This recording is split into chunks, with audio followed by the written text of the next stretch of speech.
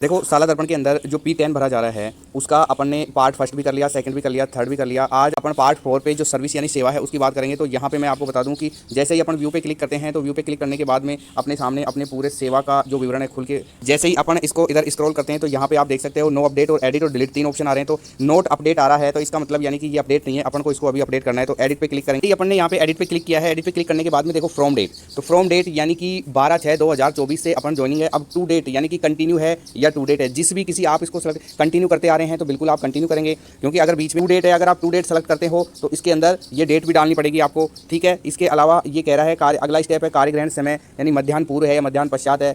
अब कार्य मुक्ति का है, ये इसमें रेड मार्क नहीं है, इसको अपन नहीं भरेंगे। आपका जो मूल पद है ये क्या है, ठीक है, मूल विषय क्या है, क्योंकि ये जूनियर असिस्टेंट यानी कि एलडीसी के लिए है, तो यहाँ पे मूल पद बिल्कुल भी नहीं आएगा। विद्यालय का स्वीकृत पद क्या है, जूनियर असिस्टेंट है, यानी कि किसी पद के विरुद्ध नहीं है। विद्यालय का स्वीकृत विषय, क्योंकि कार्मिक अगर मंत्रालय कर्मचारी है तो उसका कोई विषय नहीं आता है। अब यहाँ पे आ रहा है टाइप ऑफ स्कूल या ऑफिस, यानी कि आप ऑफिस में काम करते हैं या फिर स्कूल में काम करते हैं, एजुकेशन डिपार्टमेंट के अंदर किसी सीबीओ ऑफिस में है, डीओ में है या निदेशालय में है, कहीं भी है या जेडी में है। तो यहाँ पे जो अगर स्कूल में तो स्कूल में भरेंगे। और यहाँ पे आपका डिस्ट्रिक्ट ब्लॉक, ये ध्यान रख लेना, मैं आपको एक बार बता देता हूँ कि ये जो डिटेल आप भरेंगे यानी डिस्ट्रिक्ट ब्लॉक सिटी, तो ये आपके एड्रेस की नहीं आएगी, ये आपके पोस्टिंग एड्रेस की आएगी, जहाँ पे आप वर्क कर रहे हैं वहाँ की आएगी, ठीक है। तो यहाँ पे डिस्ट्रिक्ट जहाँ पे आप पोस्टिंग है उसका ब्लॉक क्या है, विलेज का है, ठीक है। और यहाँ पे रूरल एरिया है, और यहाँ पे टाइप ऑफ स्कूल यानी कि हाई स्कूल है, नेम ऑफ पैलेस स्कूल यानी आपकी स्कूल का नाम बताइए, रूरल टाइपिंग, ये आपके ऑर्डर डेट है, ऑर्डर क्रमांक डाल सकते हैं। अगर आपको ऑर्डर नंबर नहीं मिल रहे हैं तो आपके जो आपका आदेश है ऑर्डर है उसके अंदर जो रेफरेंस नंबर है वो आप डाल सकते हैं, आपका ऑर्डर है वो किस डेट को निकला है वो डाल सकते हैं, ठीक है। तो इस तरीके से ये पूरी डिटेल आपने फिल कर दी। इसके बाद में अपन इसको और ऊपर स्क्रॉल करते हैं। सिलेक्शन कैटेगरी की मांग रहा है, यानी कि आप कौन सी कैटेगरी में करते हैं। आप सिलेक्शन एरिया यानी कि आप अपने एरिया का सिलेक्शन करें,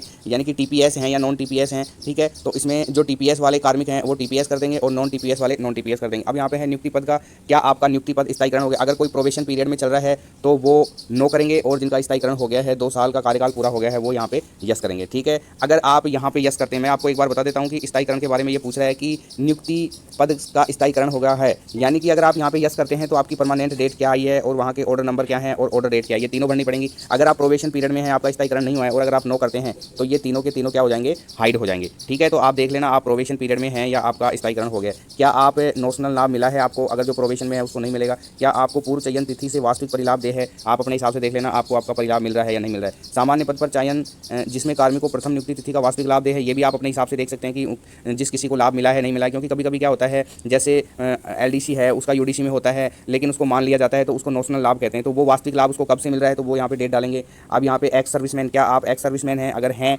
तो अगर हाँ तो फिर यहाँ पे डेट फिल करनी पड़ेगी, और अगर आप नहीं भरेंगे तो ये डेट नहीं फिल करनी पड़ेगी, ठीक है। एक्स सर्विस कार्ड नंबर, अगर आप एक्स सर्विसमैन है तो कार्ड नंबर डालेंगे, उसके बाद में लास्ट आप यहाँ पे अपडेट करेंगे।